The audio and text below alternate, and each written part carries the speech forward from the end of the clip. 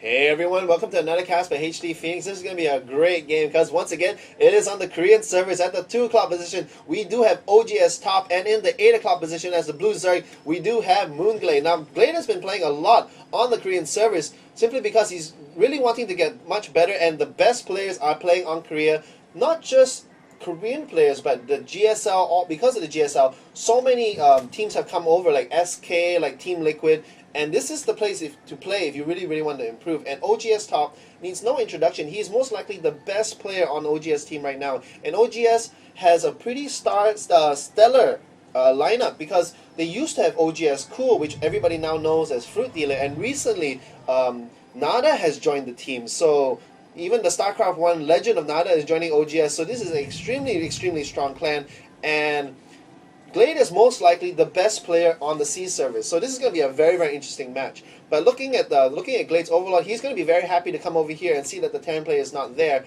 So he's going to know it's going to be some kind of cross spawn. It's going to give him the confidence, most likely to get a early expansion, probably either a 15 or 14 hatch, and it's going to be up to oGsTOP to see if he can put any kind of early pressure. Now, this guy, though, is known for very creative Reaper plays, putting a lot of pressure. Even with the Reaper nerf, he still continues to get Reapers. Now, the positioning of this barracks is probably telling me he's not going to go any kind of Reapers, because if you want to go Reapers, you want to put your barracks here and get your tech lab over here. And by now, yeah, there we go. By now, you're most likely going to want to get your gas. So this is still a possible Reaper build, but yeah, there we go. Glade is throwing down his hatchery, but it's going to be up to oGsTOP to see if he can put any kind of early pressure and deny this. Because if you let a zerg macro up too hard, then if you can play like Fruitdealer style, you just have the minimal defense and you spend all your lava on workers, and then by around the 10 to 12 minute mark, you just spam units because you have the economy and you just steamroll the other guy. Because for example, a Terran, if they have 3 barracks, they can only make 3 units at a time, unless they have a reactor. Then they can produce maybe 6 units if they all have reactors. But the unit production, for most other races, like for Protoss and Terran, they can only make things, one by one. And for Zerg, if you want to make 19 units and you have 19 lava, you can immediately make it if you have the income. So it's going to be up to oGsTOP to see if he can put any kind of early pressure. But by Glade stealing this gas, he's going to basically keep this Marine in the base. And instead of this Marine walking across the field to do some kind of damage, maybe put a bunker over here, he is going to be hacking away at this gas. And this tells me a few things, because remember, oGsTOP is not going Reapers, he is going Factory. So oGsTOP really needs to kill this gas as soon as possible, because if you're going to go for some kind of Destiny Cloud Fizz build, which is 1 barracks into 1 factory into 1 starport, then you're going to really need your early gas. And oh, look at that, because he can't get this early gas, oGsTOP is already modifying his build. He is actually going for a very fast command center. So this is not really a 1 barracks into FE, a fast expansion. He's going to be a 1 racks into factory with a tech lab, interestingly enough, into a FE. But this Marine has gotta be tired. He's been shooting away at this extractor for like probably 2 minutes now.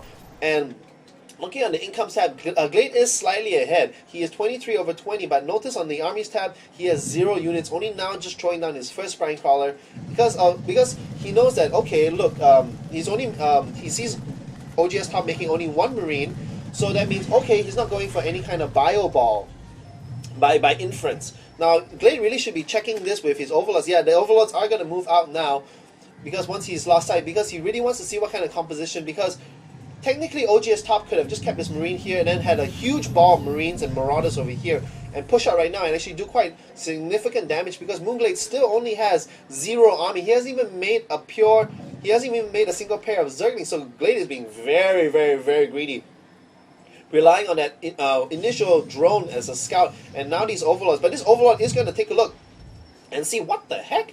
There's 2 command centers, so okay, this is really strange, but I think I can phantom why oGsTOP is doing this, because he knows that, okay, look, if Glade is going to be defensive, then I'm going to be defensive too, and I'm going to get a second command center, because remember, a single mule gives 360 minerals, and a command center with the orbital command upgrade costs 550. So if you drop 2 mules, you get the price of your command center back, and this Hellion's going to die because speed is done for these Zerglings. But the Hellion has seen everything he wanted to see. He knows that GlADe is playing economical. GlADe is only on 1 gas. Look at that. GlADe is getting his 2nd gas. Immediately as this Hellion dies, he's getting his 3rd gas. So GlADe just basically wanted to make sure that, okay, look, I'm not going some Hellion kind of build. I'm just going to most likely play Roaches because I only have 2 gas. But as soon as he killed that Hellion, he dropped his Spire, he drops 4 gas, and he's going to go for some kind of Muta-based play.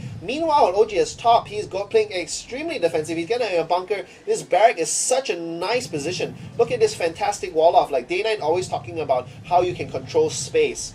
And this is the perfect way to control space, because if you have your units here, if you have Zergling run-bys, you get your SCVs to attack, they make a wall here. Your tanks have perfect cover.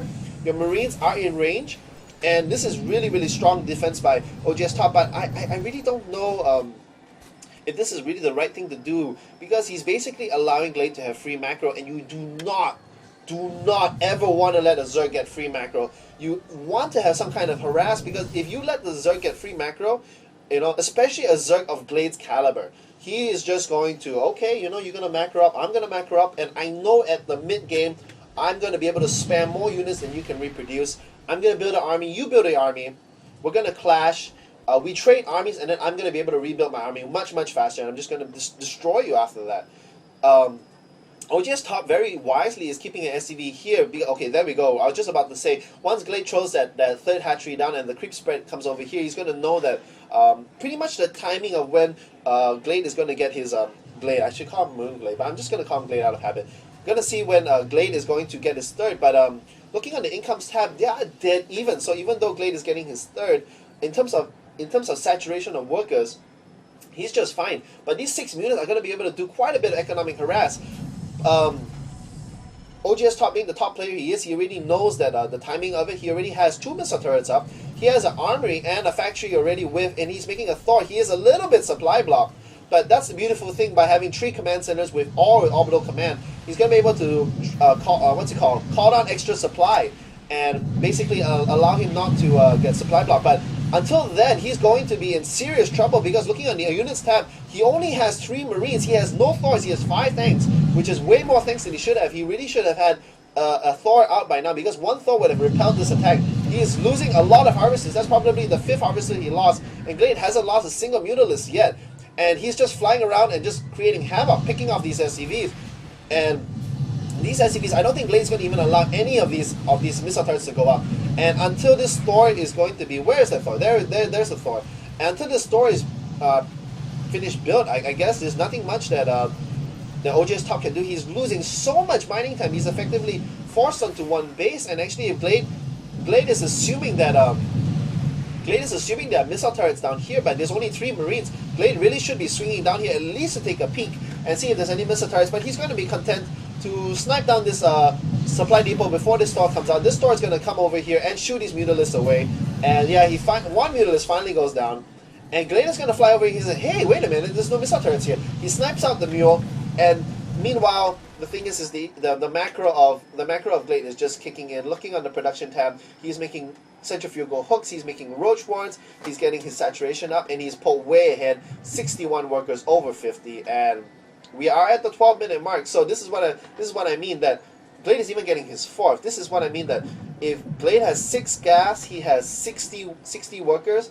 He has a lot of Mutalists to keep you in the base, and if you don't put any pressure on GlADE right now, he is just going to mass up a massive army. And then when you finally do have your push, and here comes the push by OGS, but this is so little anti-air. We're talking 1 Thor. We have a 2nd Thor on the way, and all the Marines go down. But 5 tanks and 2 Thors is not going to be enough, especially if these Mutalists have any kind of support. Looking at the units tab, do these Mutalists have any support? They do have 20 Zerglings, that's it. The 20 Zerglings will instantly vaporize to this many tanks. But you're going to basically allow GlADE to macro up once again. And looking at the income tab, 63 over 57. I really like the fact that oGsTOP is getting this gold and is going to secure it. So he's at least not going to fall behind in the macro. But what I really worry about is oGsTOP is playing pure mech. Now the thing is, pure mech is really strong against Zergling Muta. Did I just say Zergling Muta? I mean Mutaling. Yeah, Mutaling is what it is. It's really strong because the tanks are going to be able to destroy any kind of Zerglings. You put your Thors in front to tank for your for your tanks, and then the Thors just absolutely destroy the mutas. But the thing is, with a Zerg, you're going to be instantly able to switch into roaches, and that's exactly what we see from Glade. He is swapped completely into roaches. He has 12 more roaches on the way. He's not making any more Zerglings and mutas, and roaches absolutely destroy mech. It is the pure counter to mech, because these roaches have so much health. They have 1 armor also, and here comes the push, and I think oGsTOP is in a lot of trouble right now. There are just so many roaches. They're able to one-shot these tanks. All the tanks go down, and these Thors do very, very poorly against roaches, and the roaches are able to one-shot the Thor. There are 1 Thor left, and the one last Thor goes down, and looking on the units lost, look at that. oGsTOP has lost 5,200 minerals worth of resources worth of units, and mOOnGLaDe has only lost 2,004. We have 16 more mutas, 16 more roaches on the way, and these Thors are in a lot of trouble. They move so slow, and they're just going to be taken out very, very, very quickly. And this is the exact counter to Terran mech play. You just cannot afford to go pure mech. oGsTOP really needs Marauders to soak up damage for these tanks, because tanks are 125 gas. That's so expensive. And if you get Marauders almost have as much health as a tank, and they're much cheaper. They are 125 minerals, 25 gas only, and they have Stimpack. They do so much damage to a roach. But oGsTOP, basically GG's. We have 17 more roaches by Glade. Here are the other 17 roaches, and it was essentially oGsTOP didn't put any pressure on the Zerg. Zerg's on 4 base, 6 gas, and wow, I would have really liked to see oGsTOP go for his trademark play of getting some kind of Reapers. He had Thors, he had a lot of tanks. I would have liked to see some kind of, tank drops with marine support. But well, I don't know if that would really work against Glade, because he's known to repel drops really, really, really well. But there was absolutely zero pressure by top, and when you let a Zerg, like right now we're at the 15-minute mark. If you look at the timer on the left side. You let a Zerg macro up like that, then they're just going to spam units on the production tab. Missiles 2, Carapace 2, 17 roaches, and more drones, and yeah, you're just going to get crushed. But what a game. Kudos to Glade, able to take another game off a very, very high-level Korean player, and I wish you all the best. Glade, you should really take part in GSL. But I wish Top all the best in GSL 3. I know he made it really, really high in GSL 2, and yeah, I'll see you guys in the next game. This is HD Phoenix, signing out.